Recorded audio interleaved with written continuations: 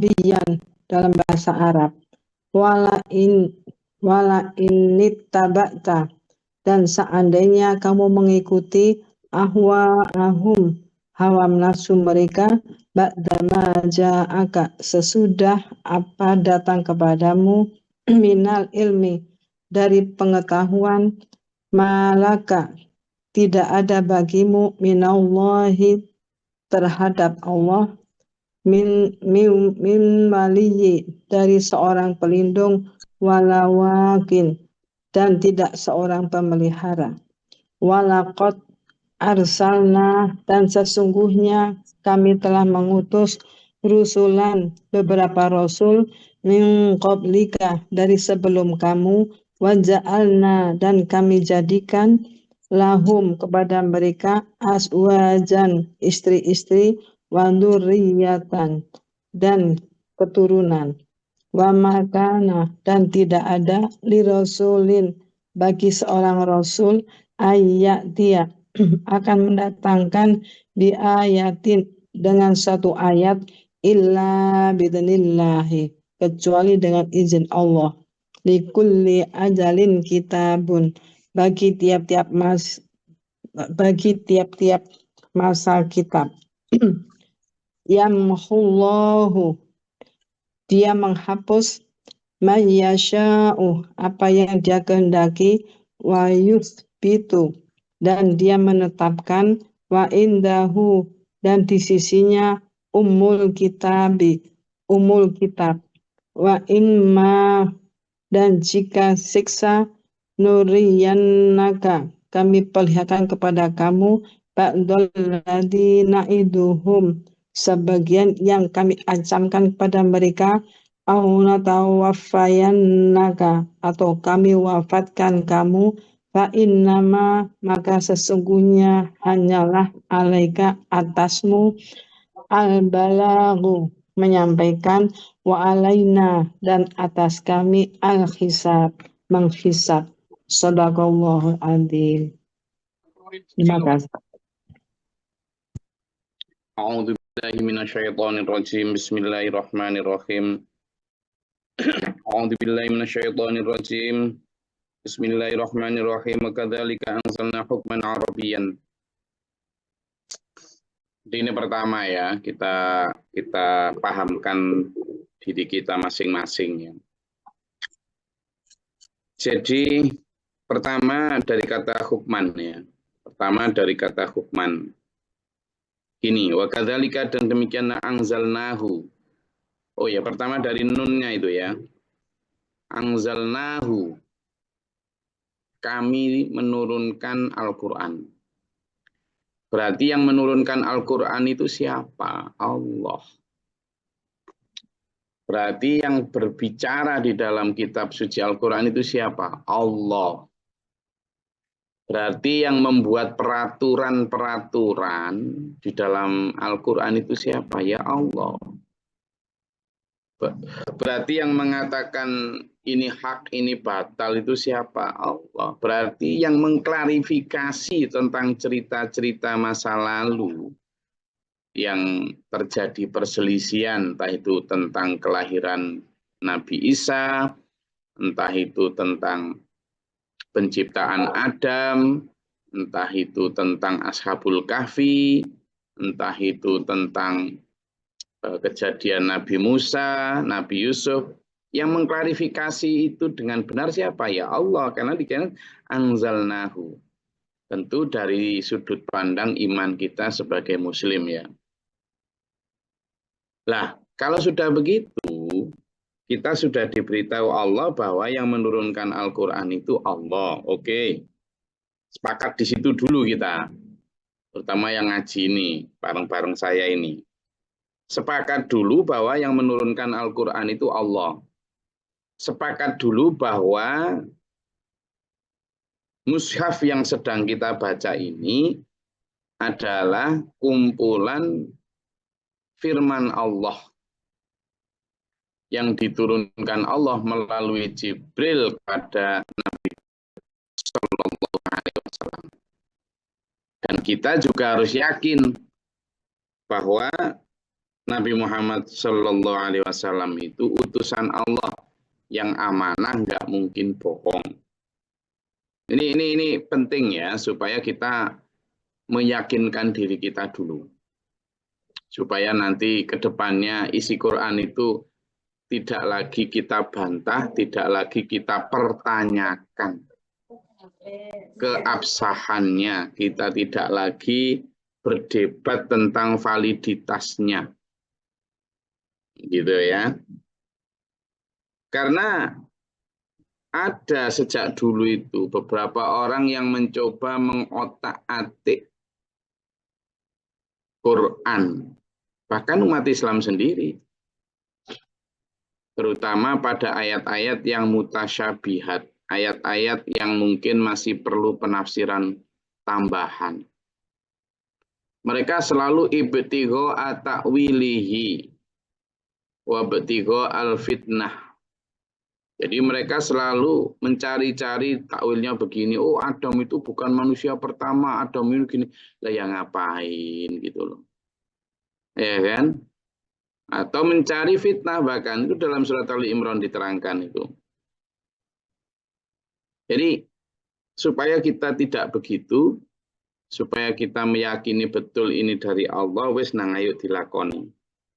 Ini pertama ya, ini kita yakin bahwa yang kita pelajari. Makanya setiap kali sampean bertanya, itulah tak ajak kembali untuk melihat jawabannya pada ayat-ayat dan surat-surat lain. Sehingga jawaban saya insya Allah saya upayakan betul itu berdasarkan Quran sendiri atau paling tidak berdasarkan hadis yang sahih.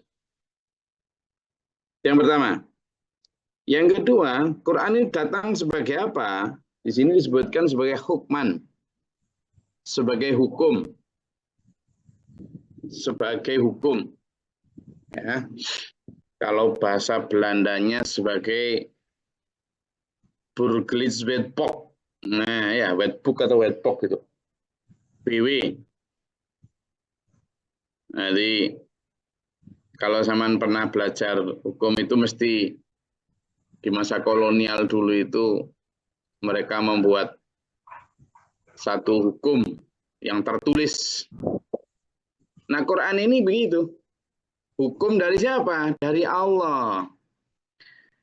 Kalau hukum manusia masih bisa tuh dirubah-rubah sekehendak manusia. Tapi kalau hukum dari Allah, itu tidak boleh manusia merubah seenak jidatnya. Yang boleh merubah, apakah bisa berubah? Bisa. Tapi siapa yang berhak merubah? Allah. Itu. Lalu yang namanya hukum itu ditulis bukan untuk dilanggar, Mas. Hukum itu ditulis dan diturunkan untuk ditaati. Ini itu hukman, itu guidebook, manual book. Jadi kalau sampean mau hidup benar-benar aman, benar-benar damai, benar-benar sejahtera di muka bumi ini, ya pakai manual book, guidebook dari Allah ini, Quran ini. Jangan pakai aturan-aturan yang berbeda. Manusia boleh bikin aturan, oh aturan di rumah ini begini, begini, begini. Boleh sampean di dalam rumah tangga misalnya bikin aturan. Sepanjang tidak bertentangan dengan aturan Allah. Jadi Al-Quran ini dalam urut-urutan sumber hukum itu tidak hanya dalam hukum positif ya, tetapi dalam hukum normatif yang kita pakai dalam kehidupan sehari-hari. Itu jadikan Al-Quran itu sebagai the top priority. Sebagai yang puncak dari sumber segala hukum. Gitu loh. Itu. Masih ingat kemarin kita dijanji sama Allah bahwa di antara dari orang-orang kafir itu suka mengingkari janjinya dengan Allah, sementara orang beriman itu orang yang teguh pada janjinya kepada Allah.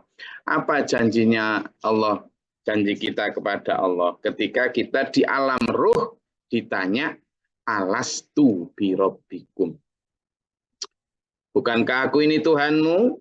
Janjikah kamu akan menuhankanku? Termasuk di dalamnya berarti bersediakah kamu mengikuti semua hukumku? Kan gitu itu. Lalu kita saat di alam ruh jawab semuanya itu. Apa jawab kita? Bala syahidun, nggih kami bersaksi ya Allah. Ya, kami siap ya Allah untuk mengikuti peraturanmu. Lalu ruh kita ditiupkan ke alam arham atau rahim ibu sud. Di dalam situ dibikinkanlah huwallazi yusawwirukum fil arhami kaifa yasha. Jadi sebelum ruh ditiupkan kita digambar dulu sama Allah. Hidungnya Palik Dul sekian, ya kan? Kulitnya Mas Markaban kayak gini, ya kan? Rambutnya Pak Bakhrul begini, ya kan? Tingginya Bu Nini sekian, kan gitu. Kepalanya Mas Huda sekian, itu Allah sendiri. Setelah terjadi begitu, ditiupkanlah ruh. Nah, begitu ditiupkan roh, berkembang janin itu, lalu lahirlah ke dunia procot, namanya di alam dunia. Nah, di dunia ini kita ditagih sama Allah janji kita untuk menuhankan Allah, untuk menjadikan hukum Allah sebagai the top priority. Maka ini kan sebagai peraturan yang benar, hukman. Pes. Kalau kita percaya Allah, sehingga kalau kita itu misalnya itu loh, mengatakan asyhadu alla ilaha illallah, itu kan syahadat kita tuh. Saya bersaksi tidak ada Tuhan kecuali Allah. Itu sebenarnya kita juga bersumpah, pledge itu, berikrar bahwa kita akan menjadikan hukum Allah sebagai utama dalam kehidupan kita. Kita mau nikah, gimana hukum Allah tentang pernikahan? Gitu. Mau dagang? Gimana hukum Allah tentang perdagangan? Gitu. Bahkan mau tidur itu loh, gimana hukum Allah tentang tidur ini? Saya harus miring kemana ini? Tentang masuk WC, masuk rumah saja loh, hukum Allah gimana? Apalagi tentang hal-hal yang lebih besar kayak perdagangan, cari nafkah, cari istri, mengatur pemerintah, ada semua masih diatur sama Allah itu. Gitu. Itu. Jadi sekarang kembali kepada kita, ketika kita menyatakan diri sebagai Muslim, itu dulu Nabi Ibrahim alaihissalatu wassalam pernah dibilang sama Allah, ya Ibrahim aslim. Wahai Ibrahim, Islamlah kamu. Artinya apa? Tunduk patuhlah kamu. Jawab Nabi Ibrahim apa itu? Aslamtu li rabbil alamin. Aku berserah diri tunduk patuh pada Tuhan semesta alam. Artinya aslam tu, aku Islam, itu artinya aku tunduk patuh. Kemarin juga sudah saya ajak sampean mempelajari ayat bahwa orang kafir itu bahkan sami'na wa asoina, atau orang munafik, orang musyrik, iya kami dengar wa asoina, tapi kami ingkar, kami tidak taat, kami malas menjalani. Kami dengar aturan-aturan yang kamu sampaikan Muhammad, tapi kami tidak mau. Lah itu orang kafir, orang musyrik, orang munafik. Lah kita orang Islam, mukmin, maka jelas kalimatnya jelas. Nah, ketika la nufarriqu baina ahadim mir rusuli wa qalu sami'na wa ata'na. Orang-orang beriman itu tidak membedakan para rasul dan mereka selalu terhadap aturan Allah mengatakan sami'na, kami mendengar, wa ata'na, dan kami taat. Mau meludah, gimana ya aturan Allah tentang meludah? Gitu. Dari mau meludah sampai tentang aturan pemerintahan, taat tunduk pada aturan Allah, itulah Islam. Jadi bukan hanya nama sampean di kolom KTP ditulis Islam, atau naik lagi sekedar misalnya syahadat sholat, yaitu sebagian dari Islam. Tapi yang namanya Islam itu kafatan. Makanya kalimatnya apa? Udkhulu fisilmi kafah. Kamu itu masuklah Islam itu jangan cuma separuh-separuh sedikit-sedikit gitu. Masuklah Islam, tunduk patuhlah pada aturan Islam itu kafah. Apa? Seutuhnya. Yo coro mendidik anakmu, yo coro dagangmu, coro sholatmu, coro segala macam diatur menurut Islam. Gitu loh. Ya, itu penjelasan panjang lebarnya. Mobil kalau tidak memakai aturan yang ditulis dalam guidebook atau manual booknya itu, kan mobil kalau beli baru kan mesti ada itu tuh loh. Manual booknya itu cara personelingnya gimana, ganti ulinya gimana. Jangankan mobil, hal kecil kayak HP gitu aja ada caranya kok. Nah kita ini ibarat juga begitu. Sin yang diturunkan Allah di ada manual booknya berupa Al-Quran ini. Okay? Arabian dalam bahasa Arab, artinya diturunkan dalam bahasa Arab. Kenapa dalam bahasa Arab? Apakah bahasa lain itu kurang mulia? Enggak gitu. Jadi Quran itu diturunkan dalam bahasa Arab supaya lebih bisa dimengerti. Jadi sama dengan kitab yang diturunkan di dalam bahasa kaumnya sendiri, ya itu agar apa? Agar bisa dimengerti, gitu. Agar lebih mudah dipahami. Coba dibaca di surat Ibrahim ayat 4, monggo dibuka.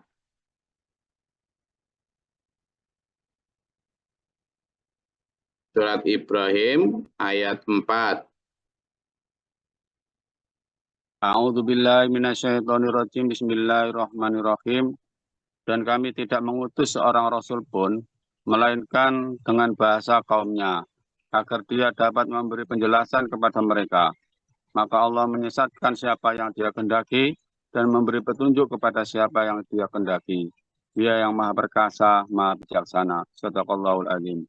Ya, jadi agar dipahami saja. Kenapa? Kalau Nabi, misalnya Nabi Isa, ya itu diturunkan dalam bahasa apa? Dalam Nabi Musa diturunkan dalam bahasa apa? Mereka diturunkan dalam pakai Injil dan Taurat diturunkan dalam bahasa Kipti, dalam bahasa Ibrani. Gitu. Apakah bahasa Kipti? Ya enggak, ya memang supaya dipahami. Jadi nggak butuh translator lagi. Itu aja, gitu loh. Nah, Nabi Muhammad SAW yang merupakan orang Arab diturunkan di ranah Arab meskipun fungsinya beliau untuk rahmatan lil alamin, tapi diturunkan di tanah Arab ya waktu itu bahasanya adalah bahasa Arab. Semua bahasa milik Allah, jadi bukan kok bahasa Arab itu bahasa yang paling. Enggak, semua milik Allah. Ya, itu ditegaskan lagi, coba dibuka di surat Az-Zukhruf ayat 3. Monggo gantian. Az-Zukhruf ayat 3. Saya ketemu? Gantian, monggo yang tadi belum. Terus nanti gantian lagi surat Yusuf ayat 2 juga. Monggo Mbak Tri, silakan. A'udzubillahi minasyaitonirrajim. Bismillahirrahmanirrahim. Kami menjadikan Al-Quran dalam bahasa Arab agar kamu mengerti. Shadaqallahul adzim. Jadi kenapa? Itu kan jawaban tuh. Kenapa kok diturunkan dalam bahasa Arab? Biar kamu ngerti. Kamu siapa? Ya Nabi Muhammad SAW dan umat yang saat itu mendengarnya. Meskipun nanti Al-Quran itu untuk seluruh alam semesta. Nah, tugas umat berikutnya untuk menerjemahkan ke bahasa-bahasa lain di seluruh bumi. Gitu loh. Jadi kenapa itu diturunkan dalam bahasa Arab? Kenapa kami turunkan Al-Quran dalam bahasa Arab? Agar kamu memahaminya. Tuh ya. Terus di surat Yusuf ayat 2. Sudah, surat Yusuf ayat 2. A'udzubillahi minasyaitonirrajim. Bismillahirrahmanirrahim. Yusuf ya? Untuk saya dulu. Bentar, Gus. Nah, ya, ayo gantian yang lain cepat. Setelah itu surat Fusilat ayat 3. Gus. A'udzubillahi minasyaitonirrajim. Bismillahirrahmanirrahim. Yusuf ayat 2. Sesungguhnya kami menurunkannya kitab suci berupa Al-Quran berbahasa Arab agar kamu mengerti. Shadaqallahul adzim. Oke, sekarang Fusilat ayat 3.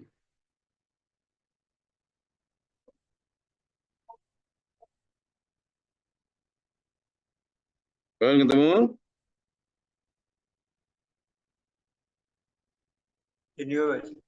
A'udzubillahi minasyaitonirrajim. Bismillahirrahmanirrahim.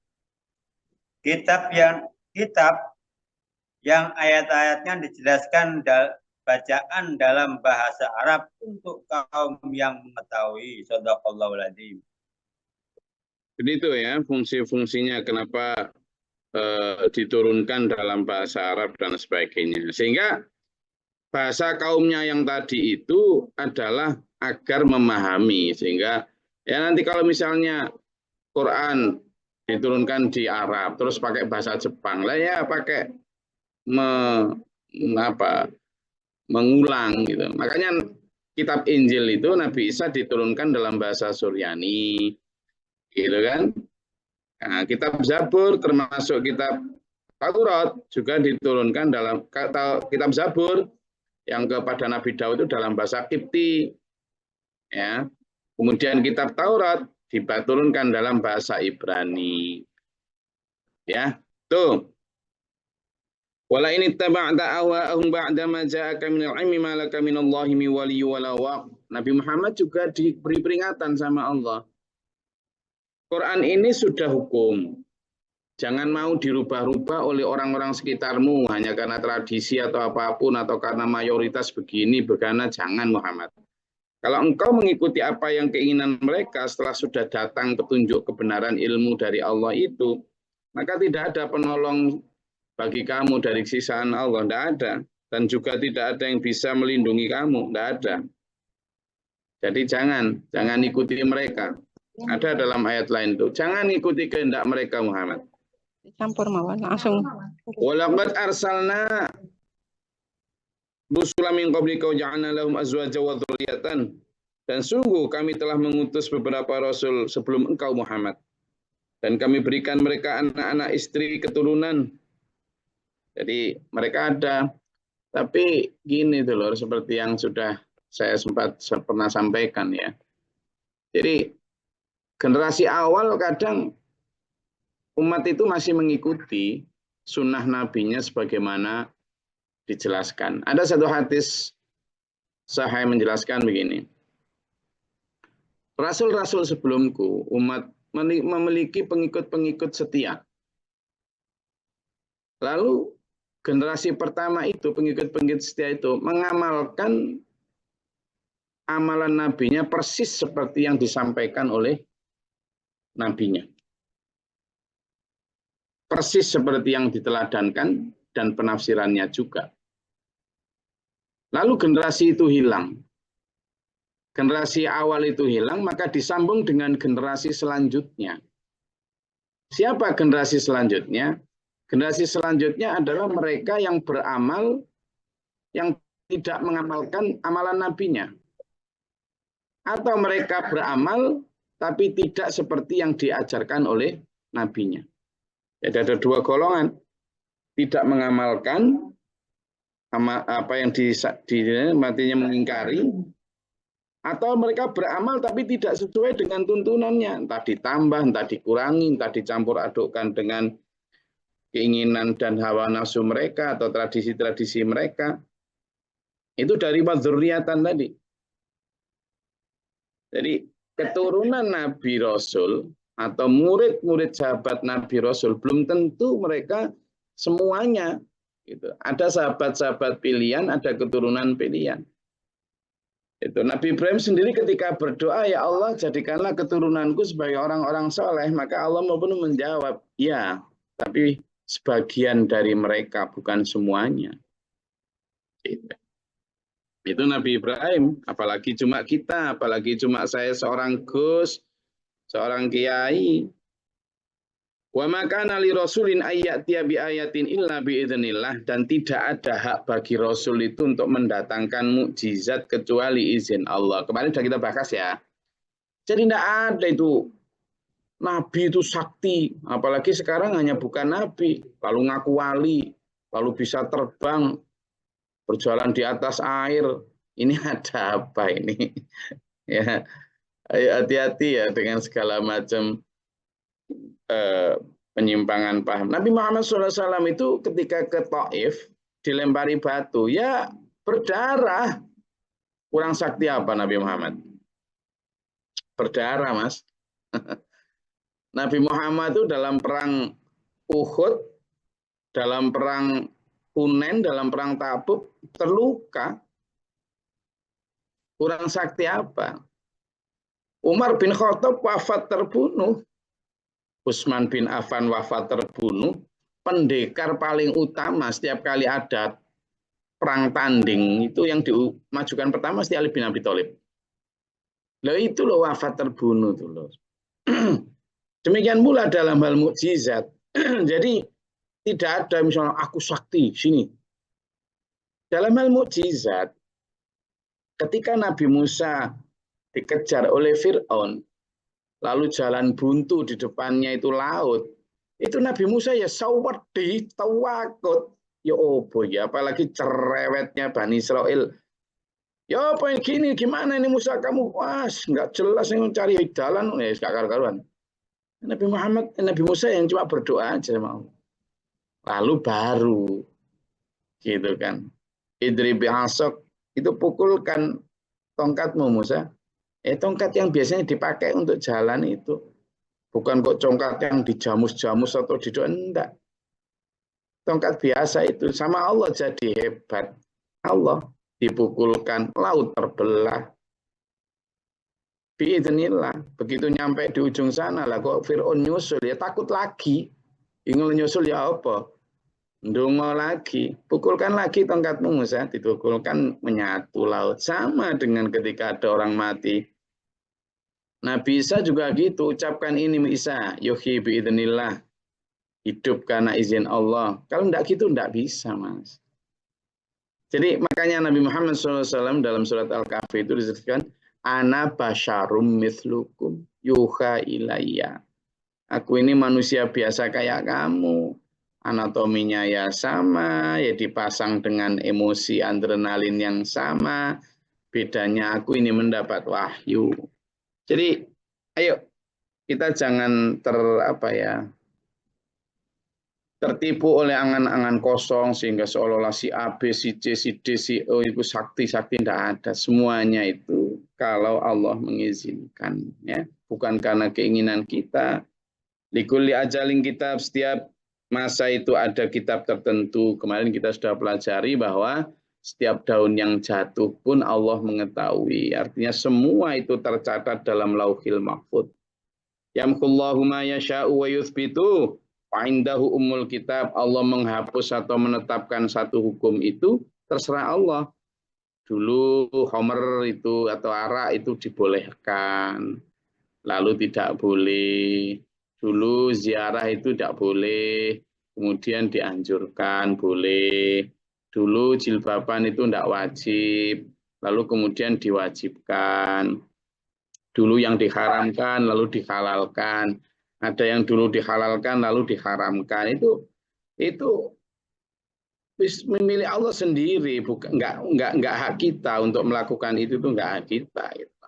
Ya. Dan itu sudah termaktub di dalam Al-Qur'an bahwa ada yang namanya nasakh wa mansukh. Apa nasakh mansukh itu? Itu Allah kalau mau menasakh atau mengganti satu hukum dengan hukum yang lain, itu milik Allah.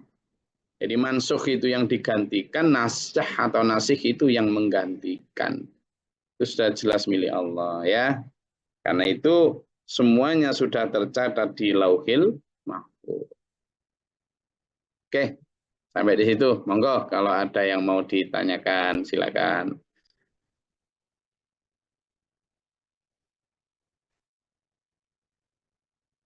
Ya, Assalamualaikum warahmatullahi wabarakatuh. Salam. Ini masih berkaitan dengan mukjizat. Terus kalau mukjizat kan jelas itu satu kelebihan yang Allah berikan karuniakan pada para nabi, para rasul. Lantas bagaimana dengan karomah, Gus? Ya, karena banyak orang yang mengaku-ngaku mendapat karomah itu. Nah, ciri-cirinya orang yang mendapat karomah itu seperti apa, Gus? Mohon penjelasannya. Terima kasih. Jadi gini, orang yang mendapat karomah itu bukan orang yang mengaku mendapat karomah. Kalau mengaku itu biasanya misalnya gini, ada teman saya itu ngaku ganteng, berarti dia hanya ngaku tidak ganteng, itu kan. Ada ini yang ngaku ganteng. Halo. Jadi dia ngaku ganteng atau merasa ganteng, berarti dia hanya merasa, itu perasaannya saja. Sama dengan orang ngaku sakti atau jadi karomah itu adalah kemuliaan yang diberikan Allah kepada seorang hamba. Ya ada.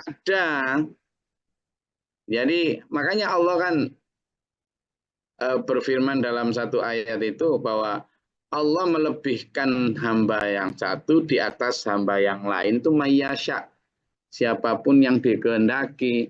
Ada keahlian-keahlian yang diberikan Allah kepada hambanya tertentu, ya monggo. Apa keahlian itu? Misalnya bisa ngobati. Ya tukang pijit, saya enggak bisa. Enggak bisa. Karomah maksudnya itu loh Gus, yang bisa melihat orang dengan mata batin. Ya Allah kadang memang memberi kelebihan orang dalam hal sinar hatinya lebih terang dan sebagainya. Tapi bukan berarti kemudian tahu hal yang gaib, enggak. Karena Nabi Muhammad SAW sendiri pun sudah disampaikan dalam Quran, aku enggak tahu hal yang gaib loh ya. Gitu. Nah kalau kemudian Allah memberitahu, ya itu urusan Allah. Kayak misalnya Nabi Isa diberitahu apa yang disimpan di rumah. Atau Nabi Muhammad SAW diberitahu tentang isi hati seseorang. Tapi ya tidak selalu, ya saat-saat Allah menghendaki memberitahu. Nah, itu namanya karena izin Allah. Demikian pula umat manusia, terutama orang beriman, ada yang diberi kelebihan-kelebihan semacam itu. Tapi yang melakukan validasi bahwa dia orang karomah atau enggak, itu ya Allah sendiri, bukan kita. Apalagi kita kemudian mengaku. Gitu. Jadi puncak dari rasa atas kelebihan yang Allah berikan pada seseorang itu harusnya bukan bangga atau bukan ngaku-ngaku, tapi lebih kepada rasa syukur. Nah, rasa syukur itu yang menjadikan orang malah justru nggak ngaku-ngaku, malah justru menundukkan muka gitu. Jadi ada memang orang yang diberi Allah begitu, tapi orangnya biasanya malah nggak ngaku-ngaku, nggak merasa bahwa dia di karomah, ya paling rasa syukur aja kepada Allah dan sifatnya private antara dia kepada Allah. Itu Bu Anissa. Lantas karomah sendiri itu dikhususkan ya tadi memang kemuliaan yang diberikan Allah kepada hambanya. Itu batasan hambanya apakah yang mungkin bersifat ulama kah atau seperti Gus Glory gitu, atau juga berlaku kepada semua manusia? Berlaku pada semua orang, enggak ada itu berlaku pada Gus Glory, enggak ada. Jadi enggak. Jadi gini Lur, ada yang disebut karomah, ada yang disebut dengan maunah, ada yang disebut dengan irhas. Ini saya terangkan ya. Karomah itu keistimewaan atau bahkan mungkin agak ajaib gitu ya, yang terjadi pada diri orang soleh sebagai tanda kemuliaan dan kasih sayang Allah. Ya. Biasanya karomah itu memang ada peristiwa-peristiwa luar biasa, ya peristiwa luar biasa. Ya, jadi misalnya Ibu Maryam ya itu ya, kemudian diberi makan oleh Allah langsung. Nah itu kan bukan Nabi juga Ibu Maryam itu. Kan gitu, atau sahabat Ashabul Kahfi yang kemudian tidur selama ratusan tahun lalu bangun lagi. Itu kan karomah-karomah yang Allah berikan kepada orang-orang beriman, orang-orang saleh ya. Atau hal-hal yang luar biasa lah yang terjadi pada seseorang yang diberi penglihatan, tapi benar-benar bukan karena saya ingin dia bisa, enggak ya.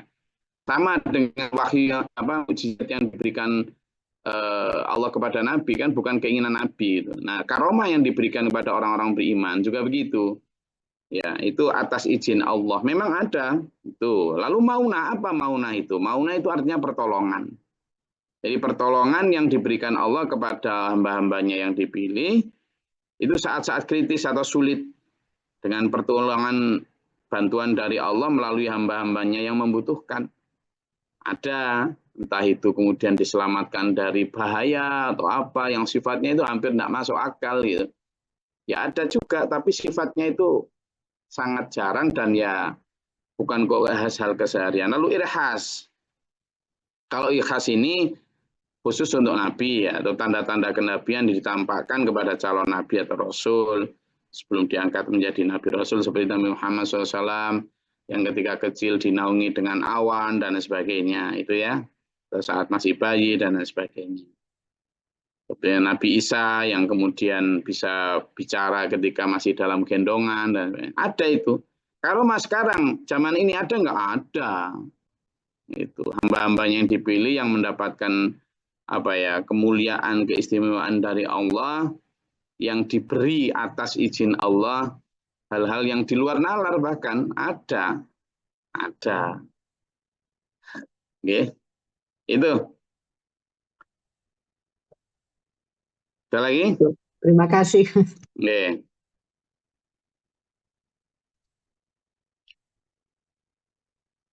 Ada lagi? Oke, saya rasa cukup kajian kita pada pagi hari ini. Dari semua yang saya sampaikan tadi, ayo kita pelajari, tidak hanya itu, tapi juga kita amalkan. Gitu loh, ya. Mudah-mudahan Allah merahmati kita dalam siratal mustaqim. Amin. Allahumma sholli wa sallim barik ala Allahumma fir lil mu'minin wal mu'minat wal muslimin muslimat al ahya'i min astaghfirullahaladzim. Allahumma ihtina fi man hadait wa afina fi man afait wa lana fi man tawalait wa barik lana fi ma ata'it wa qina syarra ma qadait fa innaka taqdi wa la yuqda alaika. Astaghfirullah wa atubu ilaika. Allahumma ta'afana al-bala wa la ba'd al-hastina min al-jinni syaitan syaitan kufar rabbana natina wa lana sa. Rabbana wa la taj'alna fil qawmi dhalimin. Allahumma rafa'na darajatana. Rabbana ma nafaktubna ma syahidin. Rabbana la tuzigh qulubana ba'da idh hadaytana wa hab lana min ladunka rahmah. Rabbana hab lana warhamna anta mawlana fansurna 'alal kafirin. Amin. Amin. Rabbi a'udzu bika min hamzati syaitan wa a'udzu bika rabbi a'udzu billahi min syaitanir Rabbana ja'alna muslimin wa mu'minin. Allahumma ta'ala nabba rahmatika Allahumma anzil 'alaina rahmatan bi rahmatil antar wa rahmatik. Allahumma afrigh lana sabra wa sabbit imanana wa ansurna 'alal qawmil kafirin. Allahumma qadir samawati wal 'alimil ghaibi wa syahadati rabb kulli man syahada. A'udzu billahi min syaitanir bala wa badrik syafa asil qala syamadatil a'da wa nas'aluka al-huda wa taqwa. Rabbana hab lana min azwajina wa dhurriyyatina qurrata a'yun waj'alna lil Rabbana atina fid dunya hasanah wa fil akhirati hasanah wa qina adzabannar. Innallaha lam yaddu sudur wa lam yusni bi ibadina wa la kulli syai'. Ana rabbil izzati wa Bismillahirrahmanirrahim. Sebelum saya akhiri, nanti insya Allah habis zuhur saya ngasih materi seminar nasional di Universitas Negeri Surabaya. Bagi yang mau ikut lewat Zoom, monggo nanti setelah zuhur ya. Insya Allah. Nanti ini saya tunjukkan ini apa dari seminar nasional. Kalau ini nanti monggo siapa yang mau ingin hadir ini. Silakan. Nasional itu bukan siapa-siapa saya itu ya, itu sebagai pembicara keduanya. Nasional nanti dibagikan linknya, insya Allah di grup kajian tafsir. Kalau mau mendengarkan, kita bicara tentang